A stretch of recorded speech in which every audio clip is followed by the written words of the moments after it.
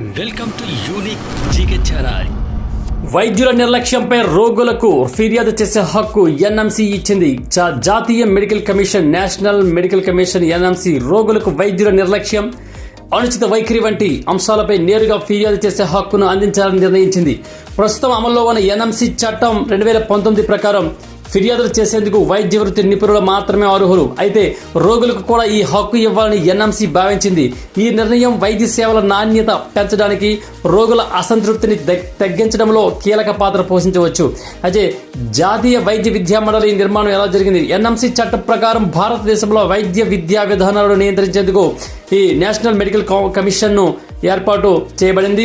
ఇది దేశవ్యాప్తంగా ఉన్న వైద్య విద్యా సంస్థలు ఆవశ్యకమైన ప్రమాణాలు, విద్యా విధానాలు, ప్రవేశ నిబంధనలు, అలాగే శిక్షణ కార్యక్రమాలను నియంత్రించడానికి బాధ్యత వహిస్తుంది.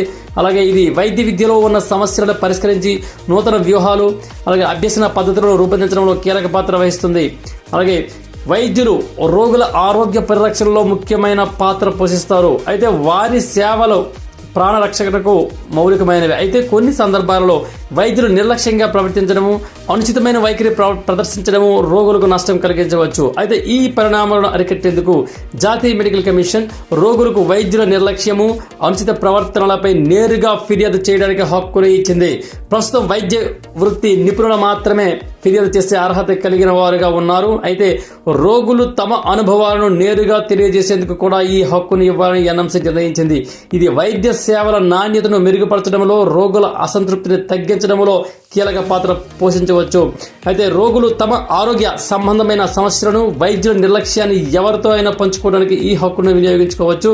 ఇది వైద్యుల పట్ల ఉన్న విశ్వసనీయతను పెంచడంలో సహాయపడుతుంది. వైద్యులు కూడా తమ ప్రవర్తనపై మరింత జాగ్రత్తగా ఉండేందుకు ప్రేరణ పొందుతారు. అయితే వైద్యుల నిర్లక్ష్యం రోగుల ఆరోగ్యంపై పెద్దగా ప్రభావం చూపవచ్చు. అందుకే ఈ నిర్ణయం అనేది వైద్య సేవల నాణ్యతను మెరుగుపరచడమే కాకుండా రోగుల ఆరోగ్య సంరక్షణలో మరింత సమర్థత తీసుకురావడానికి దోహదపడుతుంది. కానీ ఈ కొత్త హక్కును వాస్తవంలో అమలు చేయడంలో కొన్ని సవాళ్లు కూడా ఉండవచ్చు. ఎటువంటి ఫిర్యాదులు నిజమైనవి, ఎటువంటి ఫిర్యాదులు అవాస్తవమైనవి అన్నది స్పష్టంగా నిర్ధారించాల్సి ఉంటుంది. అయితేగాక వైద్యులు కూడా తమ వైద్య నైపుణ్యాలను పెంచుకోవడానికి, బాధ్యతగా ప్రవర్తించడానికి మరింత ప్రోత్సహించబడతారు.